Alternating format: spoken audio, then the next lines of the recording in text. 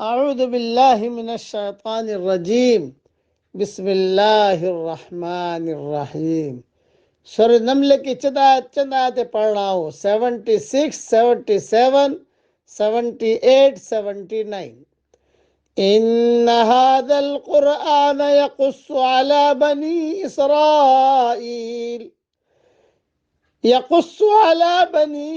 إسرائيل أكثر الذي هم فيه يختلفون۔ یقیناً یہ قرآن بنی اسرائیل کے سامنے اکثر ان چیزوں کا بیان کر رہا ہے جن میں یہ اختلاف کرتے ہیں۔ وَإِنَّهُ لَهُدًى وَرَحْمَةٌ لِّلْمُؤْمِنِينَ، اور یہ قرآن ایمان والوں کے لیے یقیناً ہدایت اور رحمت ہے۔ ان ربک یقضی بینہم بحکمہ، آپ کا رب ان کے درمیان اپنے حکم سے سب فیصلے کر دے گا۔ وَهُوَ الْعَزِيزُ الْعَلِيمُ، اور وہ بڑا ہی غالب اور دانا ہے۔ فَتَوَكَّلْ عَلَى اللَّهِ، پس آپ یقیناً اللہ ہی پر بھروسہ رکھیے۔ اِنَّكَ عَلَى الْحَقِّ الْمُبِينِ، یقیناً آپ سچے اور کھلے دین پر ہیں۔ مختصر تشریح سن لیجئے۔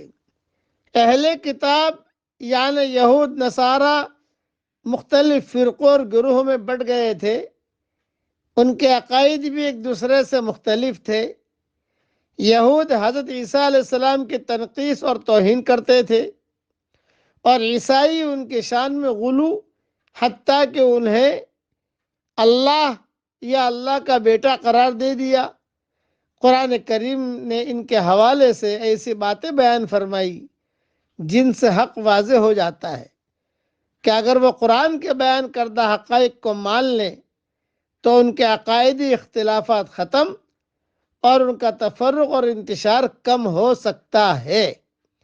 مومنوں کا اختصاص اس لیے کیا چونکہ قرآن میں اللہ نے کہا نا وَإِنَّهُ لَهُدًى وَرَحْمَةٌ لِّلْمُؤْمِنِينَ، تو مومنوں کا اختصاص اس لیے کہ وہی قرآن سے فیضیاب ہوتے ہیں۔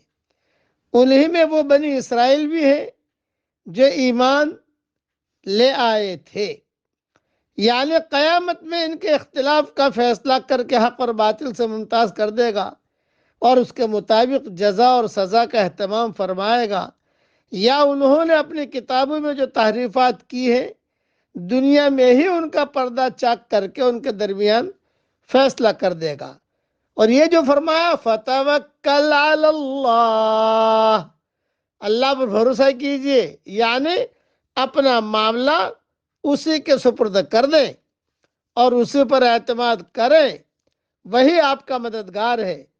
ایک تو اس لیے کہ آپ دین حق پر ہے، اور دوسری وجہ دوسری آیت میں اللہ نے بیان فرمائی ہے۔ حقیقت یہ ہے کہ اس دنیا میں اسی شخص کو راستہ دکھایا جا سکتا ہے جو راستہ دیکھنا چاہے۔